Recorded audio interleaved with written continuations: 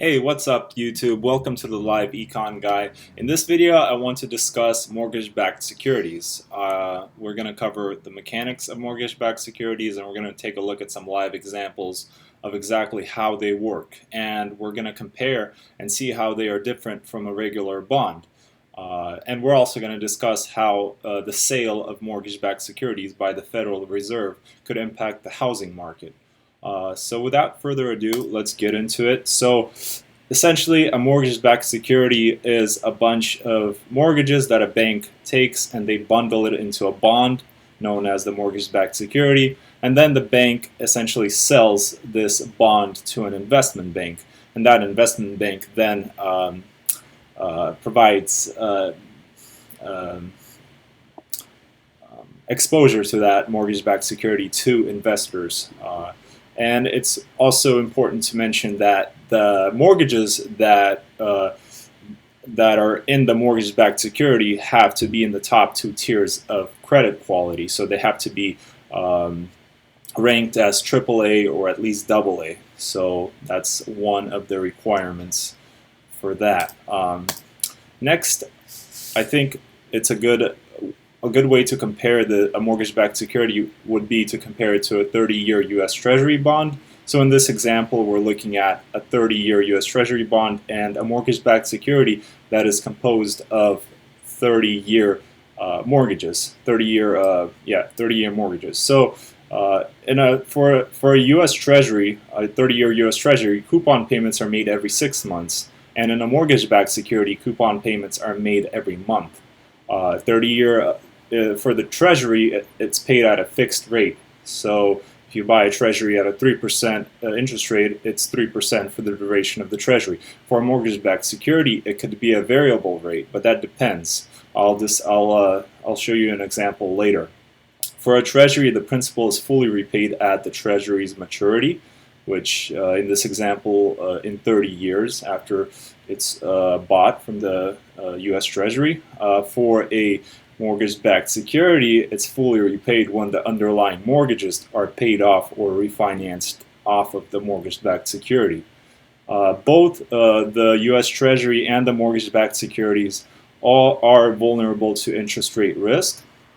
And specifically for the mortgage-backed security, the principal is fully repaid the principal is repaid monthly in the form of mortgage payments plus interest. So that's the big difference. Over the lifetime of the mortgage-backed security, when people pay off their mortgage, they make their monthly payments. Those monthly payments go directly to the investors plus interest. So in this example, we're looking at a bank that bundles 4 mortgages into a mortgage-backed security. So the value of the mortgage-backed security is $20 million, and the interest rate is decided using a weighted average. So in this example, the weighted average is 3.95%. And essentially, every month, investors are paid that interest plus any principal that is paid monthly by investors. Next, we look at a situation where 2 of the mortgages in this mortgage-backed security defaults. So that's a risk to the investors because now they're only getting interest in principal that is paid off by the non-defaulted mortgages. So until those 2 defaulted mortgages catch up, those homeowners, until they start paying their mortgages again, the investors are not getting those payments. So they're missing out. And the last scenario we're going to look at is where a prepayment happens. So essentially, mortgage 4, as you can see, this example, mortgage 4 gets refinanced and it's paid off early. So now the value of the mortgage-backed security is recalculated, so is the weighted average interest. So before, investors were getting paid 3.95% in interest. Now they're getting 3.72% in interest. So that's kind of one of the risks that investors take when they buy a mortgage-backed security, is that it could be prepaid. And the duration of the mortgage-backed security is also recalculated. So if this was originally a 30-year mortgage, this might now be a 27-year mortgage backed security bond, essentially.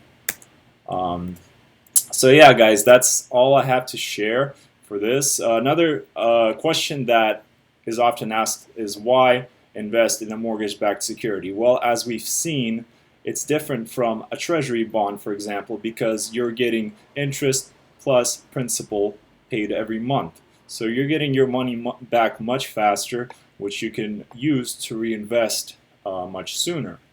Another question that comes around often is how might the sale of mortgage-backed securities by the Federal Reserve, for example, impact the housing market, or would it impact it at all?